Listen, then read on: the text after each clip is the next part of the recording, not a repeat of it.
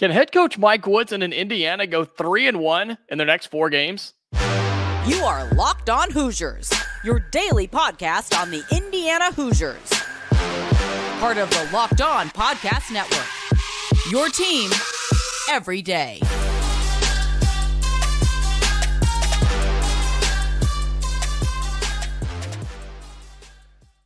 Everybody, I'm your host, Jacob Goins, and welcome into Locked On Hoosiers, your first listen each and every day, and I do appreciate you making that the case, a part of the Locked On Podcast Network, which is your team every single day. Today's episode is brought to you by FanDuel. FanDuel is making every moment more right now. New customers get $150 in bonus bets with any winning $5 moneyline bet. That's $150 if your team wins. Visit FanDuel.com/LockedOn to get started. Can Indiana and head coach Mike Woodson go 3-1 in their next 4 games that they're entering starting Big Ten play? We're going to talk about that because I think, as crazy as it may sound, I think it can be done. Will that be the case? I don't know. We're going to have to wait and see. But I think if you can build off of some of the things that you've already done and some of the things that you did well in the win against Harvard and you get healthy, I think there's a path to do it. And here's how. Here are the next 4 games for Indiana basketball, okay? You're coming off of the win against Harvard. This team is 5-1.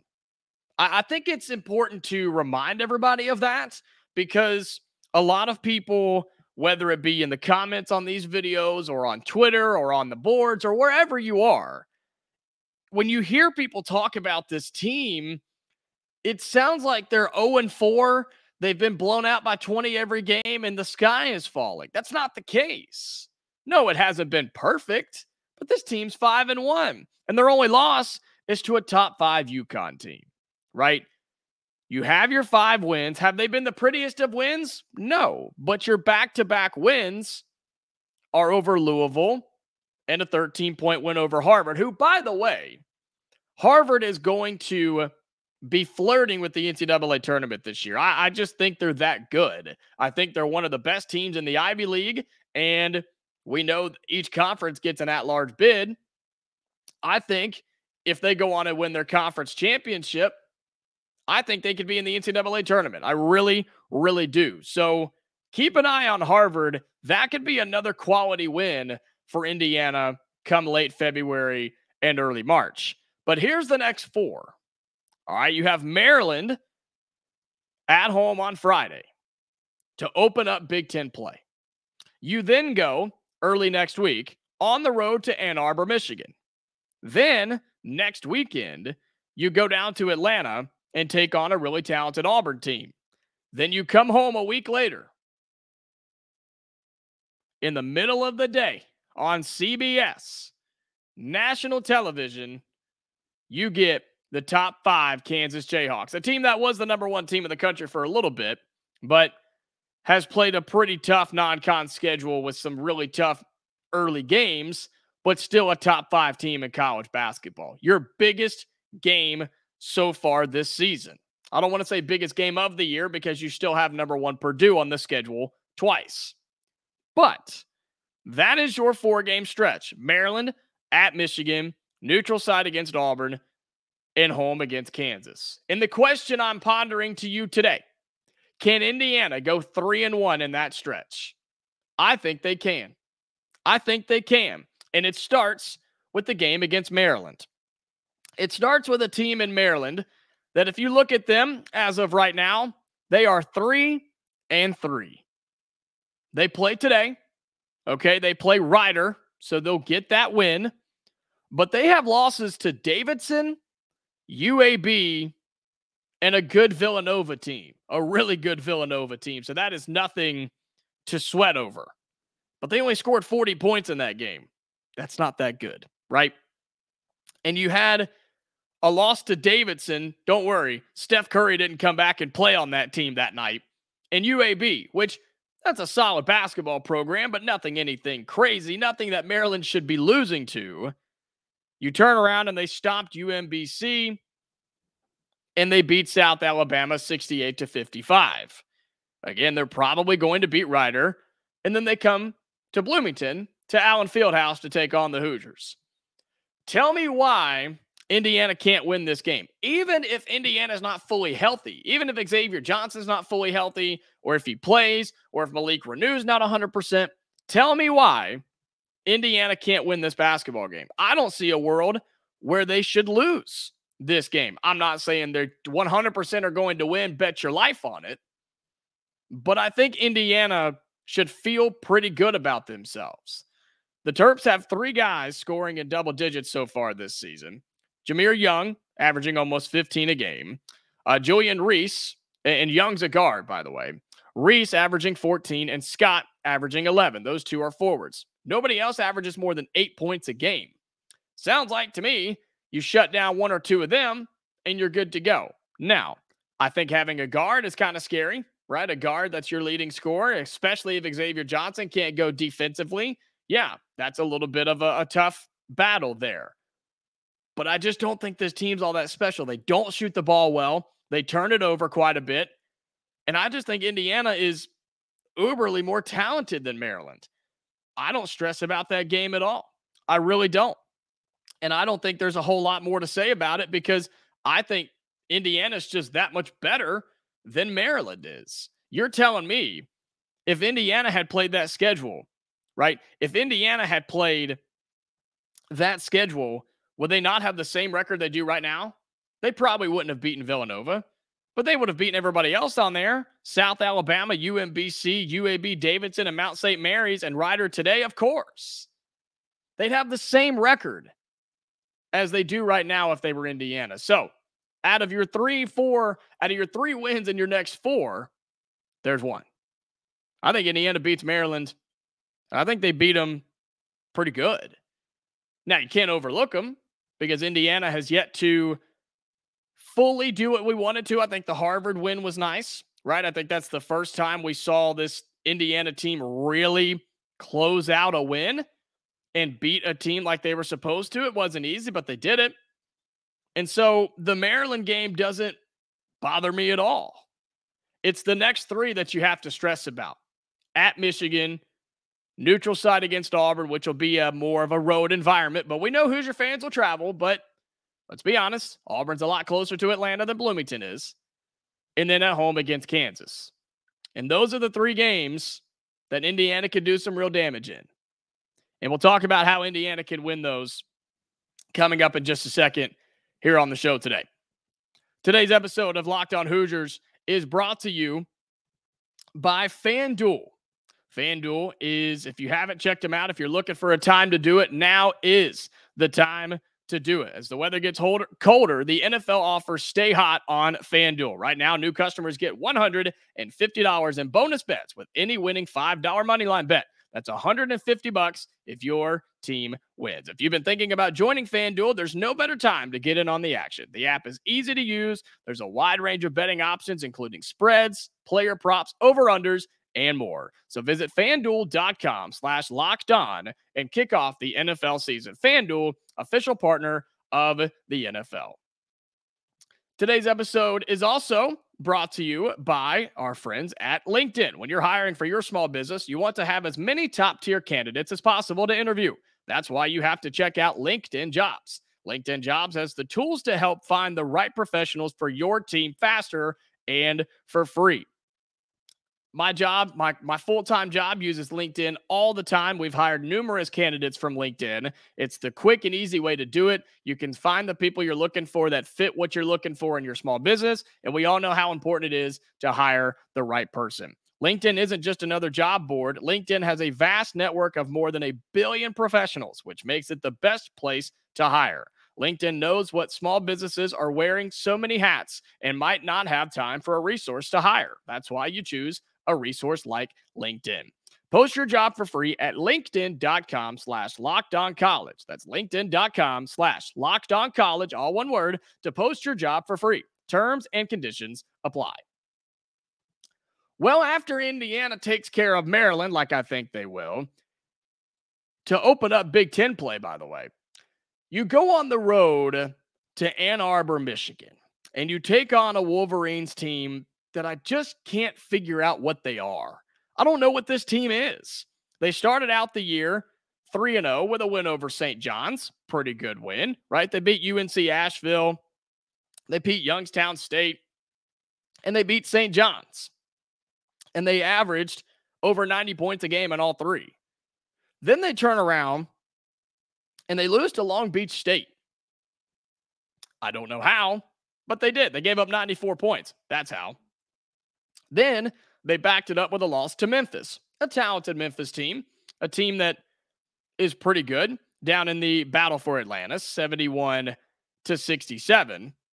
They turned around and got a win against Stanford and then got blown out by Texas Tech in the battle for Atlanta. So they played three big name teams and got just one win.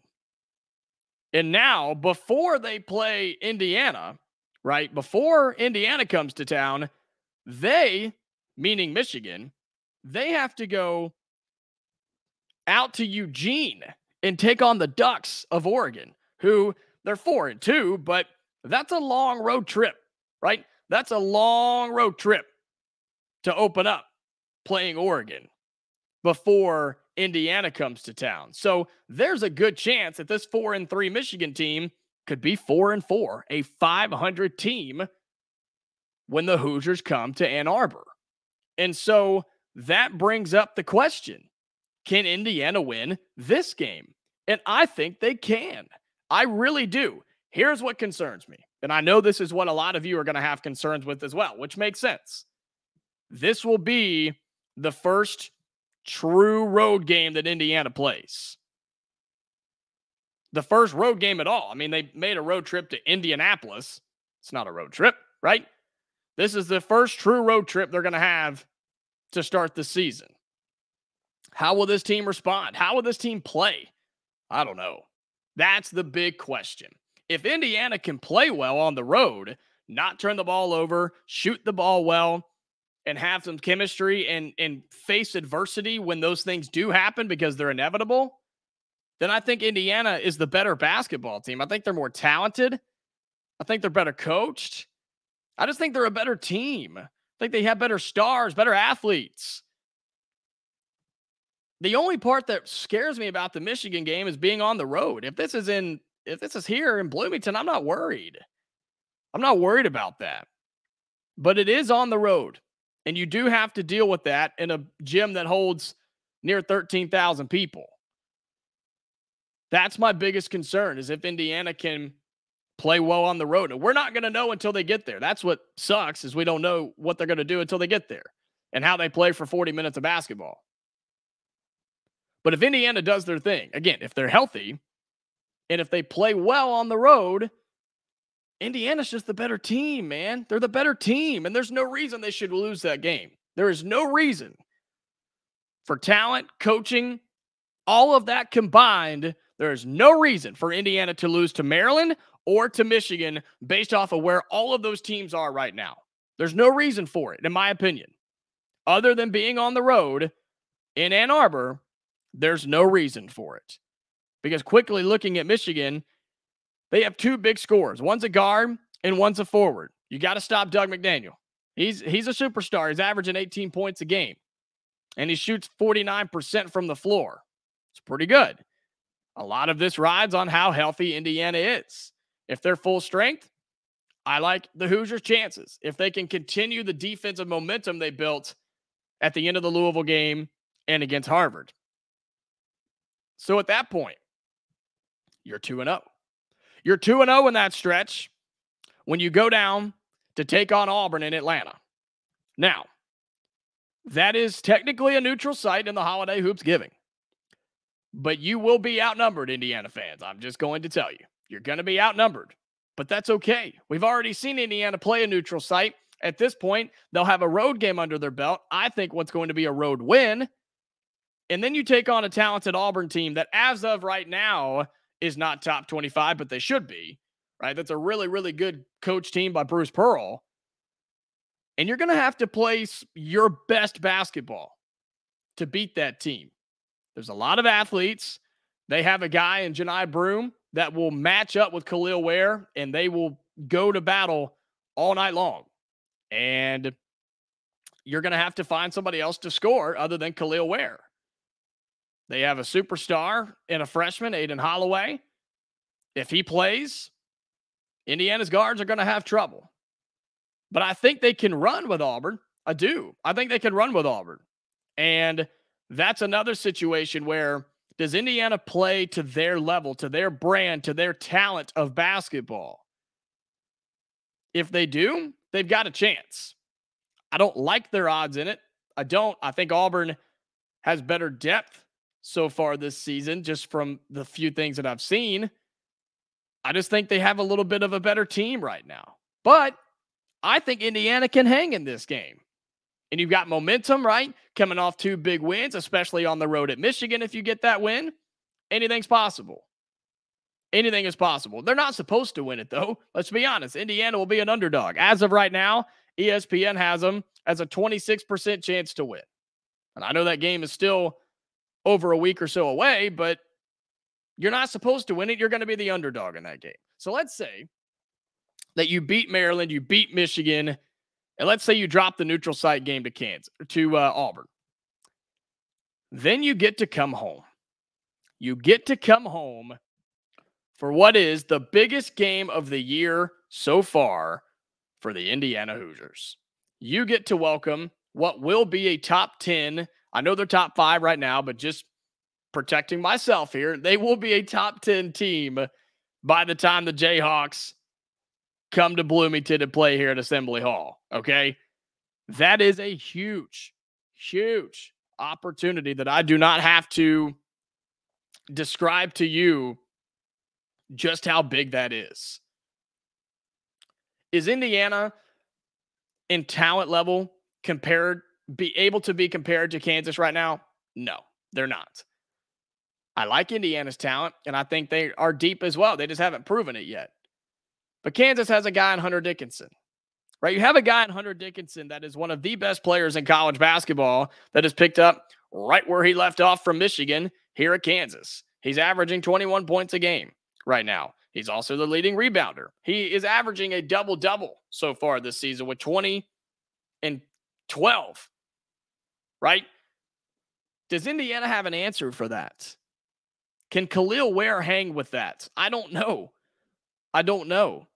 My answer is no right now, but maybe you bring in a double with Mackenzie Mbako, or somebody else has to step up in that situation, right?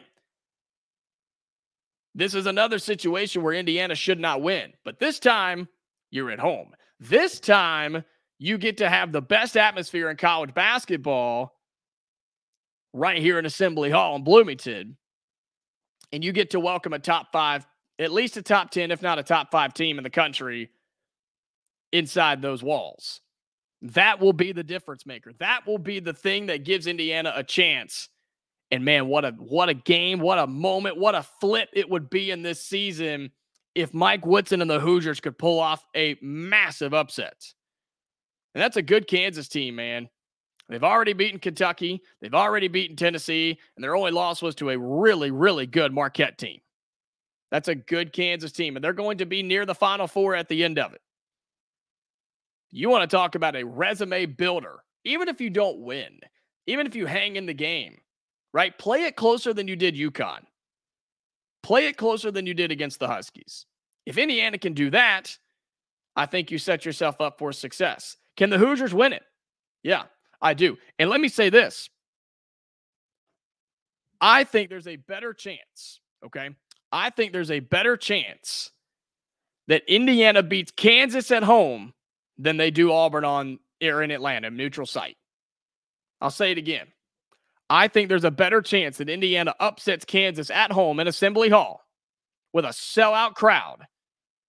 There's a better chance they beat Kansas at home than they do beating Auburn neutral site in Atlanta. That's just how I feel. I think that's how I feel with the teams matching up. I think it's how I feel with the situations at hand.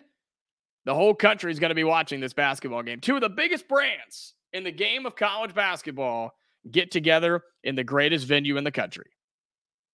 Indiana wins it, pulls the upset. They're 3-1 in this tough 4-game stretch, and they launch themselves into Big Ten play. Well, coming up, we'll talk some Indiana football as the coaching search has begun. We talked about Tom Allen being let go, being fired as Indiana's head coach. And of course, comes the coaching carousel with all the different names that are being thrown around. We'll talk about all those different ones, which ones will work and which ones maybe not so much. And this will be an ongoing conversation that we have over many, many episodes here on Locked On Hoosiers, because this thing is going to change day by day. That's coming up in just a second. Wanted to remind you before we get into that, though, that Locked On has launched the first ever national sports 24/7 streaming channel on YouTube. Locked On Sports Today is here for you 24/7, covering the top sports stories of the day, with the local experts of Locked On, plus our national shows covering every league. Go to Locked On Sports Today on YouTube and subscribe to the first ever national sports 24/7 streaming channel. Go give them a subscribe. They would really appreciate it. It's something really, really cool that Locked On's doing. And so be sure that you go and do that. Subscribe to the Locked On Sports Today channel on YouTube.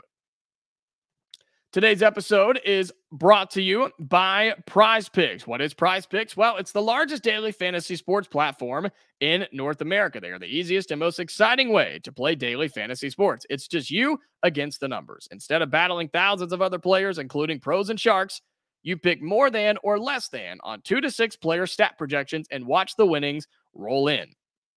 With basketball season here, you can now pick combo projections across football and basketball. I do it all the time with NBA and NFL from the Specials League, a league created specifically for combo projections that includes 2 or more players from different sports or leagues. For example, LeBron James and Travis Kelce at a 10.5 combo of 3-pointers made and receptions. How cool is that, right? I do that.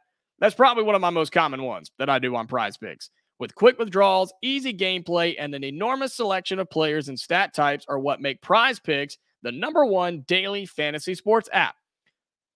Prize Picks offers weekly promotions that can lead to big payouts like Taco Tuesday. Each Tuesday, Prize Picks discounts select player projections up to 25% to provide even more value. Go to prizepicks.com/LockedOnCollege and use code LockedOnCollege for a first deposit match up to $100. Again, that's prizepicks.com/LockedOnCollege, all one word, and use the code LockedOnCollege for a first deposit match up to $100. Prize Picks is daily fantasy sports made easy. Well, the coaching search is on for Indiana football as Tom Allen is out as the Indiana football coach, and the names continue to roll in. And there's some good lists created so far of some good candidates. And this one's actually from an article on Peaks.com, the 247 site for Indiana. Those guys do a wonderful job over there. And this was a list that they came up with. And there's some on here that I'm like, okay, I could see that. There's some on here I'm like, yes, absolutely. And there's some on here that are like, absolutely not. Okay. There are some that are good, bad, and just ugly. And I'm not saying that's on them. These are all the different names that I've seen, that they've seen, that you're talking about in comments and on the boards and everywhere. So here's some of the ones that they came up with that I thought are really interesting. Jason Candle, the current Toledo head coach. Dude's been everywhere. He's been at Toledo for a long time, has worked his way up in Toledo all the way since 2009 as a receivers coach, a tight ends coach. I mean, he's done it all there. And now he's the head coach, and 65-33 currently at Toledo. I don't hate it, right? It's not going to be one of those sexy hires, splash hires, right, that people talk about all the time. But I think at the same time, can Indiana really expect that? I don't know. I don't think so. But I don't think Indiana needs that. I really don't. I don't think they need the super big, flashy hire that everybody goes, oh, wow, look what Indiana just did. I don't think they need that. They need a winner. That's what they need. And I think Candle is. I do. And I've seen a lot of support there with a guy that's been coaching college football for a long, long time. Paul Chryst, who was the Wisconsin head coach. He was at Pitt, and then Wisconsin, I'm not a fan. I'm just not. I'm not a fan, and here's why. If you can't win at Wisconsin, what makes you think you're going to win at Indiana? And I say that because At the time, Wisconsin had better talent than Indiana did, right? They did. And he was up and down as a coach there. It ended ugly. It wasn't great. He's a Northern guy. He's a Big Ten guy. I don't know. It doesn't sit right with me. I just don't know if it would fit what Indiana's looking for. You almost need something a little fresher, a little newer. Not looking for the splashy thing, but just somebody different that hasn't been around as a head coach in this conference before. I think that's a really important factor here, especially talking about a guy like Coach Chris. Nothing against him. I mean, he's been coaching forever, but I'm not a fan. I wasn't a fan of him at Wisconsin, and I just don't know how well it would work out here at Indiana. This is a good one. Curt Cignetti, the current James Madison head coach. And I don't have to tell you about what's happening with James Madison right now. One of the biggest surprises, and to be honest, one of the best teams in college football this year. One of the best stories in college football this year. He has been through the ranks for a long, long time. He's been a lot of position coaches over his years, and he's been the James Madison coach for a couple of years now, and doesn't have a big buyout. He's making less than $1 million a year, which I know it's crazy. We talk about $1 million as not being that much money, but he has less than $1 million salary right now. Indiana could go to him. They could go to him and say, here's a couple mil. Come coach Power 5 football. We're going to support you. Our fans are going to support you, and come be a winner. Because that's what he is. He's a winner. He is a little older, but I think that's a really good option financially. I don't know what it would look like on the big scale. He has been the head coach at Indiana University of Pennsylvania, right? IUP, Elon, and now James Madison. He's been at Alabama as a receivers coach. He was at NC State for a while. Like, he's been a lot of places, but he hasn't been a head coach at the Power 5 level. But this is an opportunity for him. And I think Indiana, if you're looking at a financial part, right, a financial influence, I think it's a great choice. There's another one on this list, and this one, I wouldn't touch it. You couldn't give me a poll long enough to not touch this guy. I wouldn't bring him in. I wouldn't interview him. I wouldn't hire him. Pat Fitzgerald from Northwestern.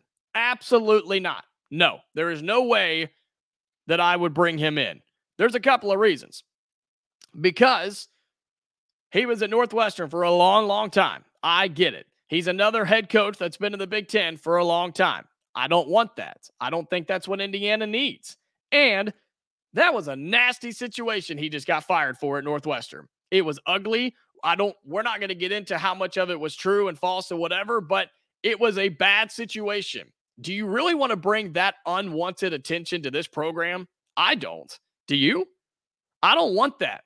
I don't want that stench or whatever you want to call it to come into this program, because they don't need any more hates. They don't need any more distractions. Indiana's got to get back to winning football. And Pat Fitzgerald's fine. I think there's a ceiling with him. I think you saw it at Northwestern. And I just don't think that's the answer here. I really don't. I don't know where this stands. I think Indiana's interested, but I hope not. Oh, I hope not, because I would be upset with that hire. I'm just going to be really honest with you. I would be genuinely upset if that's where the Hoosiers decide to go with this thing. The other name that's on this list, and I've seen this one thrown around quite a bit, and this will be our last one, Willie Fritz from Tulane. How can you not like this guy? I mean, he has won everywhere he's been. He has made Tulane, I'm going to say it, a powerhouse down there. Nobody wants to play Tulane on the schedule. You do not want to have them on the schedule. You do not want to play Tulane. Heck, there are teams still going to Tulane for whatever reason. Ole Miss almost lost this year because they went to Tulane. Why in the world would you do that? You don't mess with the green wave, man.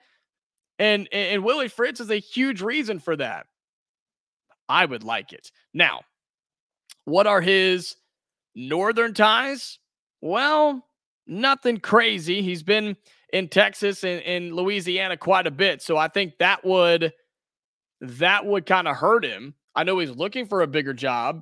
I just don't know what his what his northern ties would be. How could he recruit to Indiana? That would be my biggest question. Age is a thing there, but I'm not worried about that. How could he recruit to Indiana? That's my big question for Willie Fritz, because, man, if you could get him, bring it on. Bring it on. I would love the Willie Fritz hire. And last one quickly, Tom Herman. Tom Herman is an interesting one. We know what's happened there. I've seen a lot of Indiana fans scream Tom Herman as well. And I'm just going to leave it at that because, man, there's so many more names. There's so much more to get into. And this is a conversation we can continue to have as the days and maybe even weeks go on that Indiana's looking for its next football coach. Let me know who you want, though. Let me know who you want in the comments for Indiana's next football coach to be. Let me know what you think about Indiana basketball going 3-1 in their next 4. Do you think it's possible? And if so, who do they lose to? If not, let me know why. Drop all that down in the comments below on YouTube. And speaking of YouTube, if you're on there, like the video, please.